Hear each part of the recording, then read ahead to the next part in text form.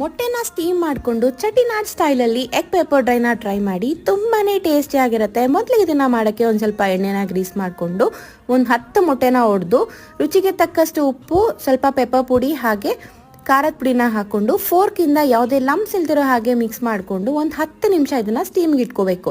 Steam ಆಗುವಷ್ಟರಲ್ಲಿ ಒಂದು ಸಣ್ಣ ಮಸಾಲೆಗೆ ಕಡಲೆ ಬೀಜ, ಧನಿಯಾ, ಜೀರಿಗೆ, ಕಾಳುಮೆಣಸು, ಸೋಂಪು, ಚಕ್ಕೆ, ಲವಂಗ, ಏಲಕ್ಕಿ, ಕೆಂಪು ಮೆಣಸಿನಕಾಯಿನ ಹಾಕಿ ಹುರಿದು ಸೈಡಲ್ಲಿ ಇಟ್ಕೊಂಡು ಪೌಡರ್ ಮಾಡ್ಕೋಬೇಕು.